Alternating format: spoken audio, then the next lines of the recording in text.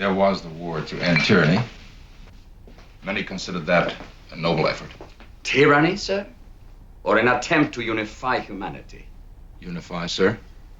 Like a team of animals under one whip.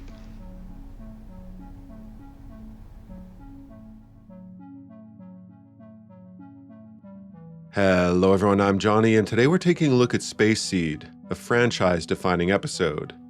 An episode that introduces one of Star Trek's greatest villains of all time. Hell, even one of science fiction's greatest villains of all time. So let's take a look. Space Seed is a personal favorite. Science fiction can go to great lengths to make monsters, spaceships, aliens, you name it, scary. But Khan, a human, albeit an enhanced human, is one of the scariest monsters in the franchise. He is scary because he represents the worst of us. We've seen his type in our world. We know this sociopath walks among us. Maybe not with enhanced abilities, but his cold ruthlessness exists. Space Seed introduces new Earth lore. In the 1990s, a eugenics war took place on Earth, which saw engineered superhumans attempt to dominate the planet. The war resulted in an estimated 30 million dead. The superhumans lost, and the war led to a strict ban on genetic engineering. It was discovered one of the side effects of creating a superior man was megalomania and sociopathy. Khan Noonien Singh was one such leader during the wars, but he escaped justice, fleeing on a primitive nuclear sublight sleeper ship with a few dozen of his fashionable kind. The Enterprise discovers this ship some 200 years later and awakens Khan from his sleep.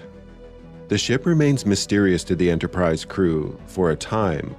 Much of Earth's records were lost during the wars. Upon Khan's awakening, it's discovered he is not a normal man. Here's where Khan, brilliantly played by Ricardo Montalban, takes over the episode, giving one of Trek's most memorable performances.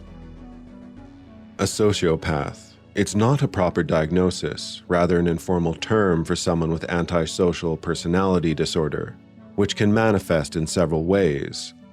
Most telling signs of such a disorder are a pattern of manipulation, exploitation, a severe lack of empathy or remorse, a disregard for social norms, and impulsive or aggressive behavior.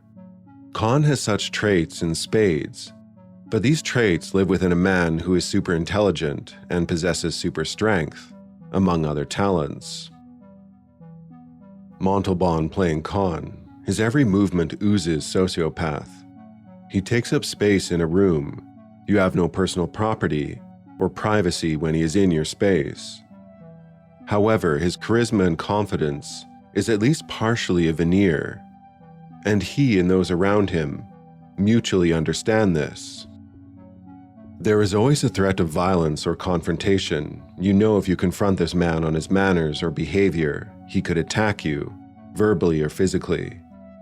He further has the intelligence and strength to do well in his attack, so he gets away with his dominant, aggressive behavior. Every large and small interaction with this man is completely captivating and threatening. He will rearrange entire social norms around him, and he will do it loud and proud. If you enter his presence with a new haircut, he will insist this had something to do with him. Even if it didn't, he might just say it with such confidence that he has you convinced. He will turn every pleasant conversation or even introduction into a debate or confrontation, just so he can dominate you during the simplest of discussions. He will further firmly believe he is the victim if you challenge him on anything. He is constantly done wrong by and misunderstood, at least in his mind. His slights are masterful enough to scorn you and elevate himself over you, but with just the right amount of malice in his words, that it's not worth it to defend yourself.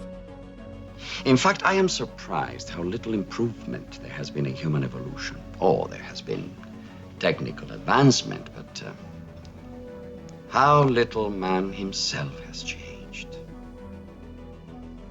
If there was a natural-born match for this man, it's our stoic, Lord of Logic, Mr. Spock.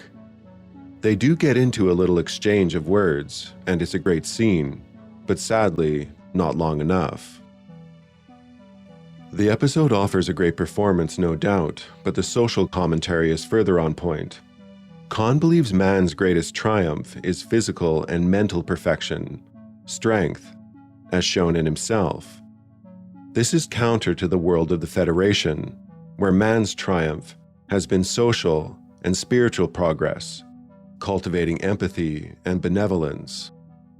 Khan believes the weak are to be ruled by the strong, while a Starfleet officer believes the weak are to be helped and empowered. The only real downside of the episode is the complete abandonment of the seduced Lieutenant MacGyvers. Kirk essentially abandons her with Khan and his people on a hospitable planet, a fate she accepts versus facing a court-martial. Damn, what happened to the whole theme of empowering the weak I just went on about?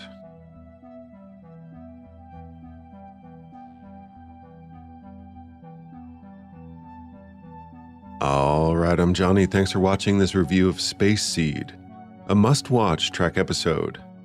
Do take care. Have a nice rest of your day.